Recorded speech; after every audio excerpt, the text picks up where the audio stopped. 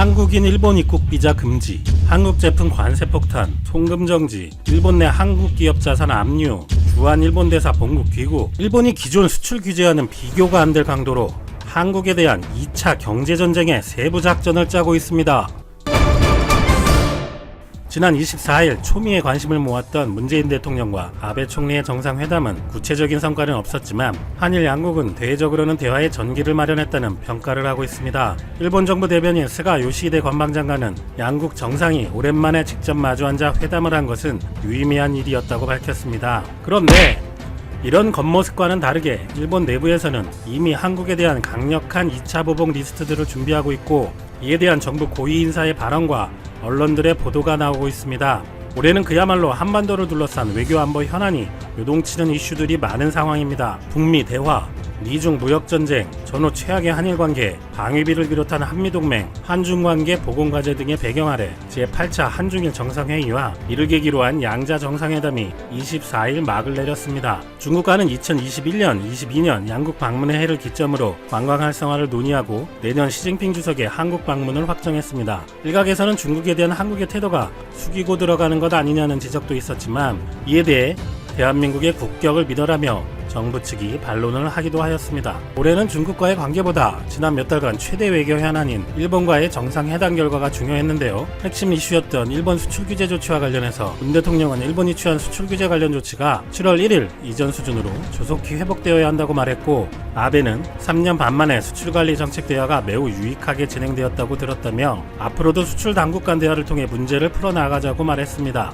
여기까지를 볼 때 지소미아 종료 유예를 대가로 수출 규제 회복을 조건으로 한 실무 진행이 어느 정도 진행되고 있다고 볼 수 있습니다. 문제는 이 두 가지 사안의 근본 원인인 대법원의 강제징용 판결 문제는 그대로라는 것입니다. 두 정상은 회담 시간의 3분의 1에 해당하는 15분을 강제징용 문제에 대해 할애했는데, 아베는 한국에 압류된 일본 기업의 자산이 현금화되는 것은 피해야 한다고 밝히고, 이제까지와 마찬가지로 일절 양보하지 않는다는 태도를 고수하며 한일 청구권 협정에 준수되지 않으면 국가 간의 관계가 성립되지 않는다고 강조했습니다. 문재인 대통령도 대법원의 판결에 관여할 수 없고, 이른바 문희상 국회의장의 법안은 아예 화제가 되지 않았고, 청와대의 입장은 피해 당사자의 이해가 우선이라는 것이었습니다. 오랜만에 한일 정상이 만나 근본 문제를 할 수 있는 강제징용에 대해 해결을 해나가자고 양국 정상은 이야기하고 있지만, 양쪽 모두 그동안의 입장에서 달라진 것이 없이 평행선의 입장만 반복한 것입니다. 한국과 일본 국민들도 국가적 자존심을 걸고 서로 절대 양보할 수 없다는 여론이기 때문에 양국 정부로서도 쉽게 해결안을 찾기도 어려울 것입니다.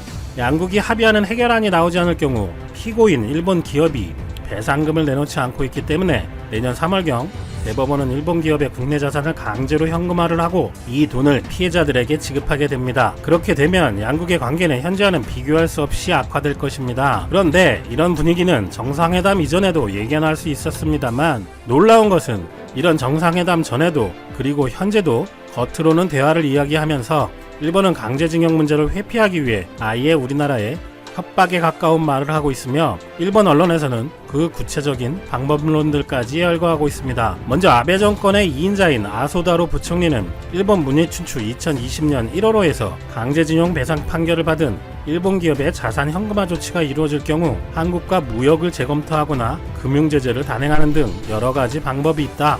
일본보다 경제 규모가 작은 한국이 먼저 피폐해질 것이 틀림없다. 문재인 대통령이 어떤 판단을 하느냐의 문제라고 말했습니다. 이어서 이웃이니까 한국과 사이좋게 지내자는 논조가 일부 있으나 세계에서 이웃 국가와 사이좋게 지내는 국가가 어디 있나? 그런 말을 하는 사람은 외국에 살아본 적이 없는 사람이라고 주장했습니다. 아니, 일국의 부총리가 이렇게 아나무인으로 한국을 업신여기면서 일국의 대법원 판결을 가지고 힘으로 경제 제재를 하겠다는 것이 외교 수준인지 어처구니가 없습니다. 지난 사드 배치 문제 시 중국 외교부 부국장이 한국은 소국인데 대국에 대항해서 되겠냐는 말이 연상됩니다. 저 발언도 몹시 열받는 표현입니다만, 국장급이고 기업인들과의 비공식적인 자리에서 나온 말인 것과 비교하면 아소다로는 부총리까지 되는 사람이 직접 유력 언론의 공식적 인터뷰에서 저런 표현을 한 것입니다. 그리고 중국은 사드 배치 이후 한한령을 내려 우리에게 막대한 피해를 주면서도 정부 차원의 조치가 아니고 중국인들의 자발적 활동의 결과이다라고 최소한 한한령에 대한 직접적인 개입을 부정하는데, 일본은 정부 2인자가 대놓고 경제 제재를 얘기하고 구체적인 방법론까지 거론하고 있는 것입니다. 중국도 열받지만 일본은 한국을 아주 대놓고 무시하고 패겠다는 것이죠. 정상회담 바로 다음 날인 25일에는 일본의 산케이 신문은 기다렸다는 듯이 강제징용 문제에 한국의 답변이 없으니 일본은 한국에 대한 제재를 준비하고 있다는 보도를 하였습니다. 산케이는 한국 경제가 악화되고 있을 뿐 아니라 지소미아 파기가 초래된 것에 따라 문재인 정권의 지지율이 떨어지는 와중이기 때문에 반일 여론에 밀려 일본 기업 자산의 현금화가 될 위험이 있다고 하며, 일본 정부와 여당은 이전의 강제징용 문제, 한국 구축함에 일본 자위대 초계기의 레이더 조사 사건, 문인상 국회의장이 일왕이 직접 사과해야 한다는 요구로 100여 건의 보복 제재 카드를 준비했었고, 그 중에서 반도체 재료 수출 규제를 실시했던 것이라고 말했습니다. 그리고 이번 정상회담에서 양쪽이 기존 입장과 원칙을 바꾸지 않음에 따라 아베 정권은 기한을 정하여 한국에 대하여 2차 제재를 하여야 한다고 주장을 합니다. 참, 한국의 지소미아 종료 유예 시한 조건이 멋있어 보였나요? 이런 걸 따라하려 하네요. 신문이 보도한 예상되는 일본 정부의 한국에 대한 제재안들에 대해 보겠습니다. 첫 번째, 한국인의 일본 입국 비자 금지를 포함한 엄격화. 둘째, 송금 정지입니다. 일본 지방에서는 지금도 한국 관광객이 안 와서 죽겠다고 울며 매달리는데 또 셀프 관광 제재인가요? 이 얘기는 처음 나온 얘기가 아니고 이미 아소다로가 3월 일본 금융재무위원회에서 공식 발언을 한 내용입니다. 그리고 국제사법재판소의 제소, 한국 제품의 관세를 가산, 무역보험에 적용해서 한국을 제거하는 등의 수출 규제, 환태평양 경제동반자협정 즉 TPP에 한국의 참여를 거절, 일본에 있는 한국 기업의 자산 압류, 일본의 부품 소재 제공의 중지, 주한 일본 대사의 귀국 등입니다. 아니, 헛소리하는 것이야 자기들 마음이니 그렇다 쳐도 무슨 근거로 한국 기업의 자산을 압류하고 무역보험에서 일방적으로 제거한다는 것인지 깡패도 아니고 트럼프도 울고 가겠네요. 이런 말들을 부총리가 공공연히 하고 언론에서 구체적으로 기사화까지 하는 것은 한국을 압박하겠다는 심보이겠지만 어이없는 셀프 수출 규제까지 한 일본인이 실제 실행할 가능성도 없지 않습니다. 반도체 소재 부품 수출 규제도 한국은 피해가 하나도 없고 오히려 일본 기업만 죽을 판에 일본 불매로 일본이 입는 타격만 훨씬 큰 상황을 이제 일본에서도 인정하고 있으니 일본이 바보가 아니라면 일본은 이번에는 좀 더 전략적으로 작전을 짜고 있을 것으로 보입니다. 오늘 미국 라스베가스에서 세계 최대 정보기술 전시회 CES 2022 개막되었습니다. 라스베가스 도시 전체가 관람객들로 들썩거리는 때입니다. 올해는 삼성전자의 네온 프로젝트가 모두를 깜짝 놀라게 하고 있는데요. 완전히 새로운 문화와 기술을 이끌고 갈 것이며 그 변화를 대한민국의 삼성전자가 열었다는 사실을 세계인이 두고두고 기억할 것입니다. 제가 오늘 이러한 현실 앞에서 일본이라는 나라가 얼마나 우물 안의 개구리인지 말씀드리려고 하는데요. 이번 CES의 국가별 참가 업체는 미국 1933개, 중국 1368개, 한국 390여 개, 프랑스 279개, 일본 73개, 영국 65개 업체입니다. 스타트업 전용 전시관 유레카 파크에서는 미국 343개, 프랑스 240개, 한국 200개, 중국 84개, 대만 64개, 일본 34개, 영국 32개 등의 업체가 참가하고 있습니다. LG전자는 커넥티드카 기술과 AI 가전을 중점적으로 선보이고, 삼성전자는 인공인간 제작 프로그램 네온을 발표하고, 현대자동차는 플라잉카로 이루어지는 새로운 모빌리티 비전을 제시하고 있습니다.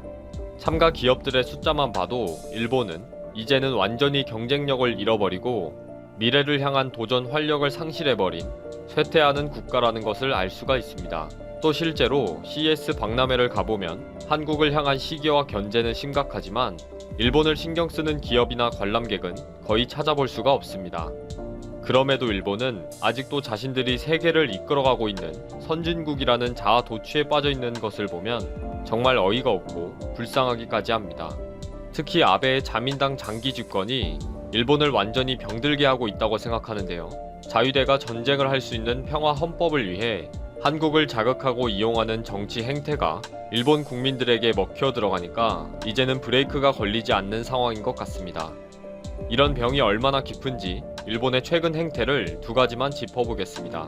먼저 가와사키시에 있는 다문화 교류시설인 후레아이관에 온 협박 편지에 관한 것입니다. 후레아이관은 도쿄 인근 가와사키시에 있는데 어린아이부터 노인까지 다문화 상생을 위해 다양한 프로그램을 진행하는 소규모 시설입니다. 그런데 지난 4일 근하신년 제1한국 조선인을 세상에서 말살하자, 생존자가 있다면 잔혹하게 죽여나가자, 라고 적혀있는 연하장이 발송되었다는 것입니다. 후쿠다 노리히코 시장은 경찰과 논의해 필요한 조치를 취하겠다고 밝혔습니다. 과거사에 대한 반성은커녕 끝도 없는 혐한으로 일본 국민들이 이렇게 망가지도록 만들어가는 아베 정권이 한심합니다. 한 사람의 돌출 사건이 아니라 이를 방치하고 선동하는 것이 아베 정권이기 때문입니다. 이렇게 정신나간 혐한의 인격과 정체도 문제이지만 자신들이 인류의 미래를 이끌어가고 있다는 엄청난 교만과 어리석음은 일본을 더 파멸로 몰아가고 있다고 생각이 듭니다. 또 하나는 며칠 전에 한국의 링크플로우라는 기업의 기사를 봤습니다. 세계 유일의 완벽한 360도 웨어러블 카메라를 개발해서 3년 연속 CES 혁신상을 수상하고 해외 시장을 공략하고 있는 자랑스러운 기업입니다. 개발에 대한 도전과 혁신 정신은 역시 대단하다는 생각이 들었고 기술적으로도 놀랍다는 생각이 들었습니다. 그런데 기사 말미에 이 회사가 2020 도쿄올림픽 보안 요원 7천여 명이 사용할 입찰에 참여할 계획이라는 내용이 있었습니다. 도쿄올림픽을 도와주는 한국 기업이 또 생기겠네 하는 생각도 하면서 링크플로우를 위해 잘 되었으면 좋겠다는 생각을 했습니다. 그런데 어제 일본의 아사히 신문에서 도쿄올림픽 때 사용하게 될 최첨단 웨어러블 카메라를 소개하면서 핸즈프리이면서 쉽게 몸에 부착이 가능한 바디캠을 자랑스럽게 소개하는 기사를 봤는데요. 자랑스러운 일본 기업 파나소닉의 최첨단 웨어러블 카메라 라고 적은 것을 보고 한참 웃었네요. 시대가 어떻게 변하는지는 전혀 관심도 없고 소니의 워크맨 추억에 젖어서 세계 최고 기술 국가인 줄로 착각하는 모습을 그대로 볼 수가 있었습니다. 아직 링크플로우의 입찰이 정확하게 진행은 안 되었겠지만 그래도 자신들의 파나소닉이 7천여 명의 보안 요원에게 사용될 것이라고 아주 자랑스럽게 확정시켜 놓은 글을 보고 어이가 없어 영상으로 만들어 봤습니다. 미국 라스베가스의 한국과 혐한과 자아도취에 빠져있는 일본의 오늘 모습 참 비교됩니다.